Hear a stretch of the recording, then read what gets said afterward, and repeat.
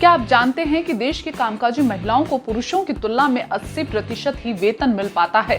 क्या आप जानते हैं कि देश में हर साल 1800 से ज्यादा महिलाएं दहेज प्रताड़ना से तंग आकर आत्महत्या कर लेती हैं? क्या आप जानते हैं कि महिलाओं के प्रति अपराधों को लेकर भारत में हर घंटे में 39 अपराध दर्ज किए जाते हैं? इन अपराधों को लेकर कठोर कानून है देश में और वेतन को लेकर समानता का अधिकार भी, लेकिन अधिकतर महिलाएं इन अधिकारों को नहीं जानती। इन्हीं अधिकारों और कानूनों को जानने के लिए देखते रहिए ये शो।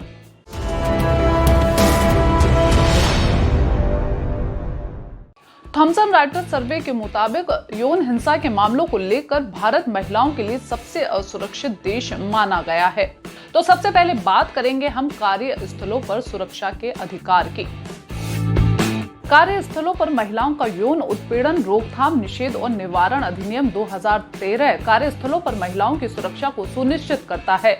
इस अधिनियम के तहत महिलाओं को अपने साथ हुए अभद्र व्यवहार की शिकायत करने का अधिकार दिया गया है। यहाँ यौन हिंसा में महिला को बोलकर या छूकर उसके साथ यौन हिंसा करना, उसके निजी स्पेस में आक्रमण करना या फिर उसको अभद्र इशारे करना शामिल है। इस सभी व्यवहार को लेकर वो आंतरिक समिति में शिकायत कर सकती है।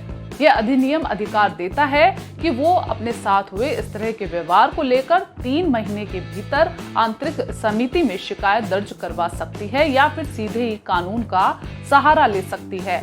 हालांकि फिक्की EYE 2015 की रिपोर्ट ये कहती है कि देश की 36% कंपनियों में आंतरिक समिति इस तरह की कोई शिकायत दर्ज नहीं करती है क्योंकि महिलाएं जागरूक नहीं हैं। दूसरा है वेतन में समानता का अधिकार। भारत में सैलरी स्ट्रक्चर की हम बात करें तो monster.com के सर्वे के मुताबिक भारत में महिलाओं को पुरुषों की तुलना में 20% कम वेतन दिया जाता है।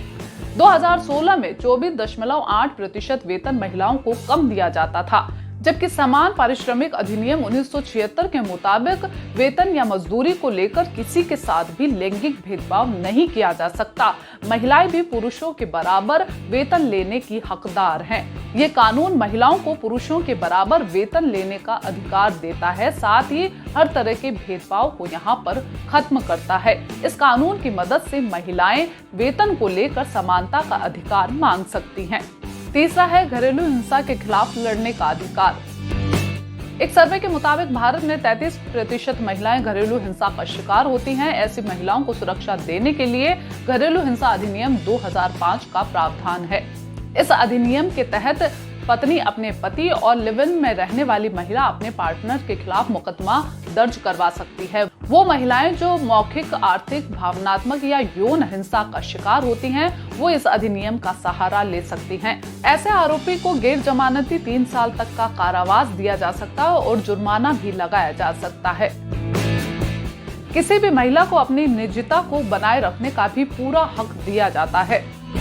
यौन उत्पीड़न से पीड़ित महिला को अपनी पहचान को गुमनाम रखने का कानूनी अधिकार दिया जाता है। यौन उत्पीड़न की शिकायत करने वाली महिला जिला मजिस्ट्रेट के सामने अकेले अपना बयान दर्ज करवा सकती है। किसी भी माध्यम से उसकी पहचान को उजागर करना कानूनी अपराध की श्रेणी में आता है। खास करके बलात्कार के मामलों में उनकी निजता के अधिकार को सुनिश्चित किया जाता है। दहेज प्रताड़ना से बचाव का अधिकार भी महिलाओं को है। हाल ही में संसद में केंद्रीय महिला एवं बाल विकास मंत्री स्मृति ईरानी ने कुछ आंकड़ों को पेश किया है। इनके मुताबिक देश के 7 राज्यों में दहेज प्रताड़ना के कारण महिलाओं की आत्महत्याओं के आंकड़े लगातार बढ़ते जा रहे हैं।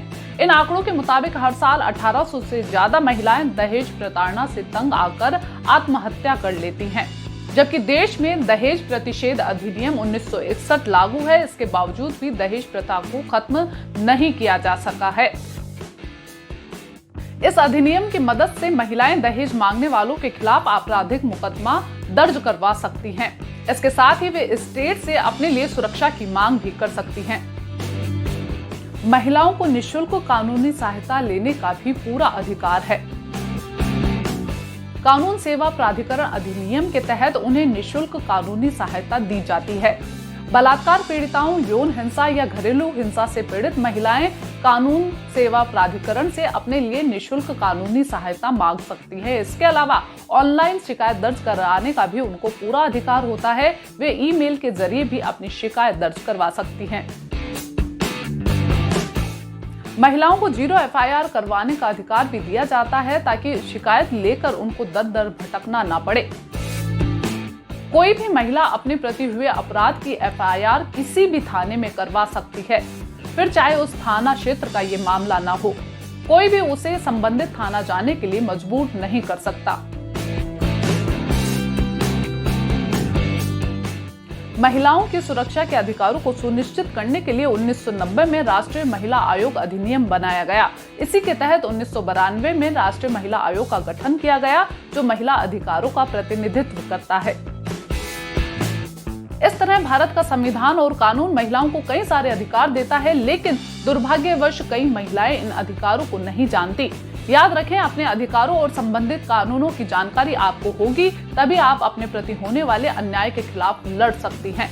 ये शो आपको कैसा लगा और यहाँ पर किस तरह के मुद्दों को उठाया जाना चाहिए, कमेंट बॉक्स में जरूर लिखें। शो को देखने के लिए शुक्रिया।